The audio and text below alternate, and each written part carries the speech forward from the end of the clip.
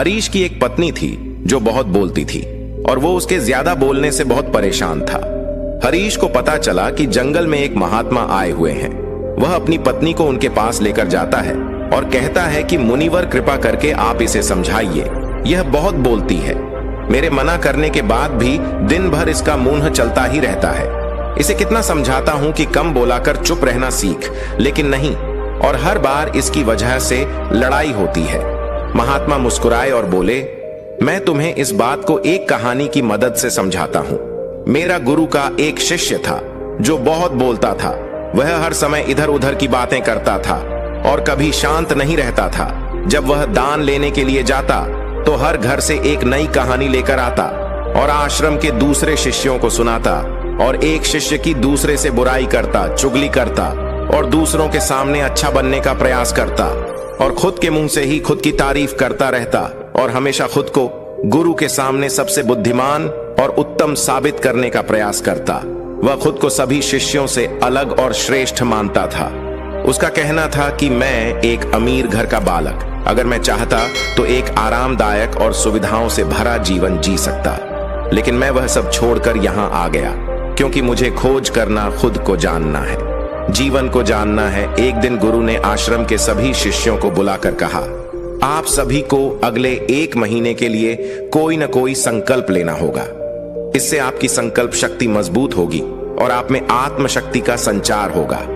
आप सभी अपने सामर्थ्य के अनुसार कोई भी संकल्प ले सकते हैं, और यदि 1 महीने से पूर्व आपन में से जिसका भी संकल्प टूट जाएगा तो वह अपनी पुरानी दिनचर्या में वापस आ सकता है।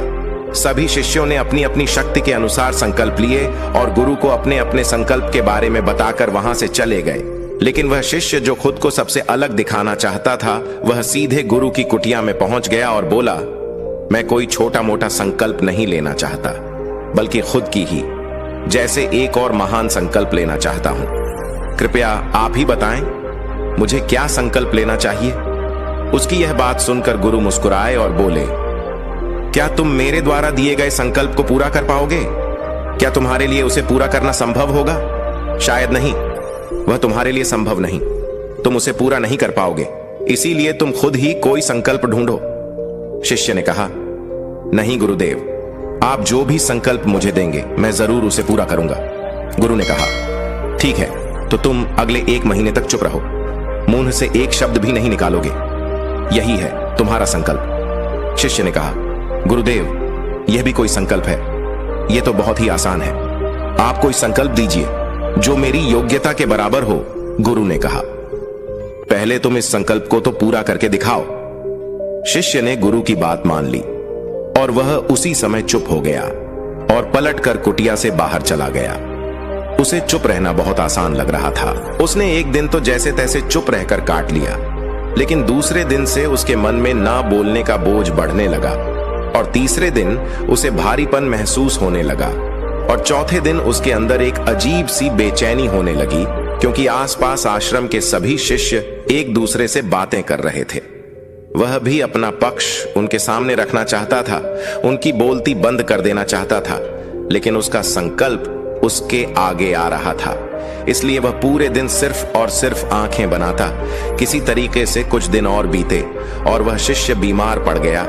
उसका सिर फटा जा रहा, उसका खाने पीने तक का मन नहीं करता था, वह सिर्फ बोलना चाहता था।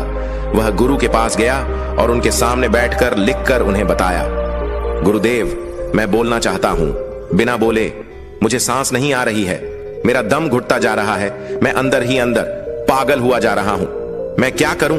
संकल्प तोड़ दूं क्या?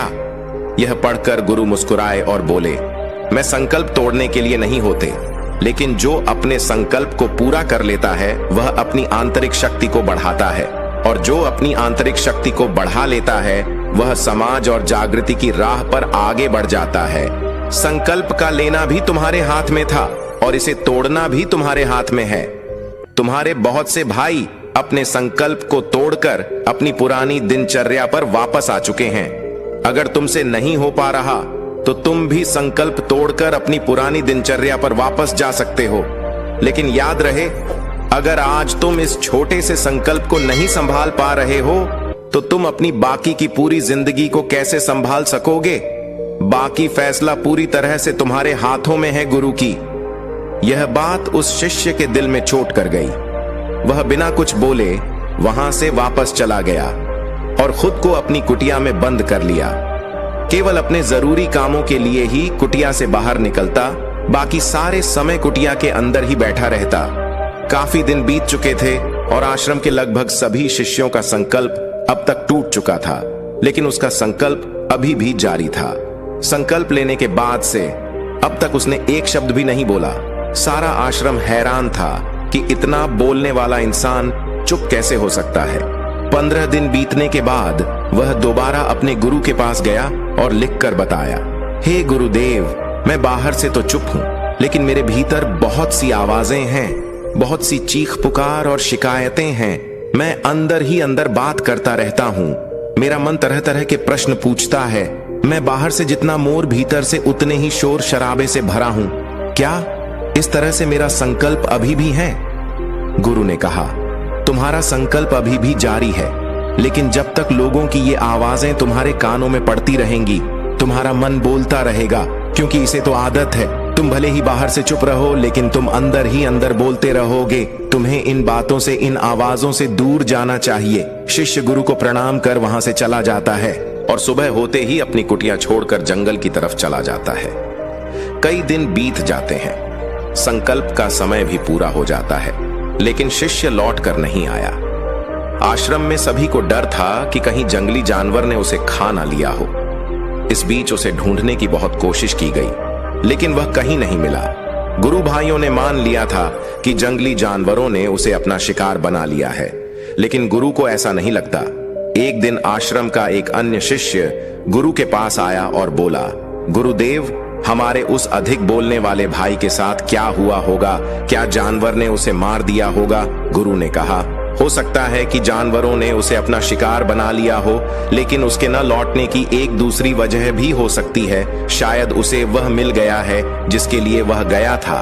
फिर शिष्य ने पूछा, गुरुदेव, क्या ज्यादा बोलना इतना हानिकारक होता है?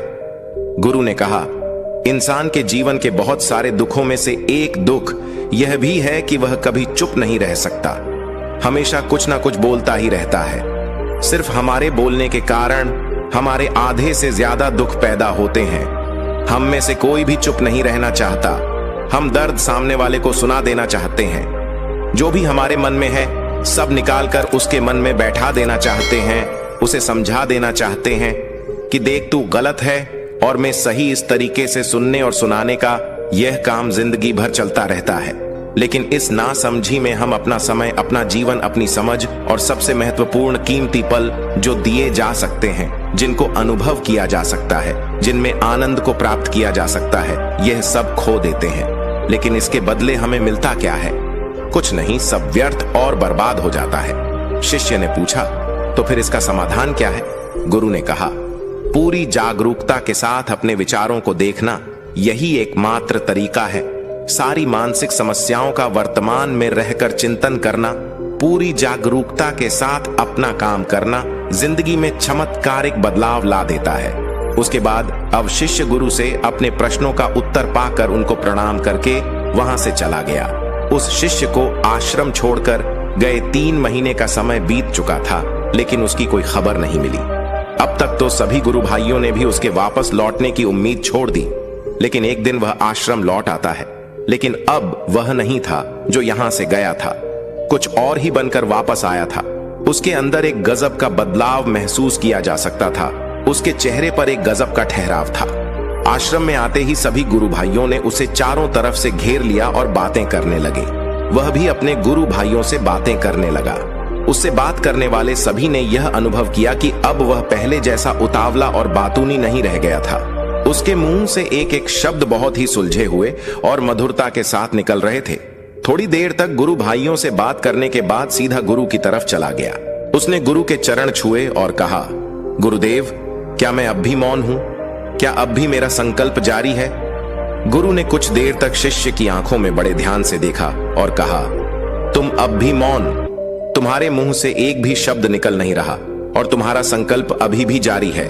शिष्य ने कहा, गुरुदेव, जब मैं आश्रम से गया तो मैं मुंह से तो चुप था, लेकिन मेरे अंदर बहुत सी आवाजें और मन में बहुत से प्रश्न थे और वह बंद नहीं हो रहे थे। और मैं जंगल में चला गया इस उम्मीद से कि मुझे शांति मिलेगी और मेरे मन की बकबक कम हो जाएगी। लेकिन मैं जितना एकांत में जाता गया, मेरे अंदर की आवाज उतनी ही तेज होती गई।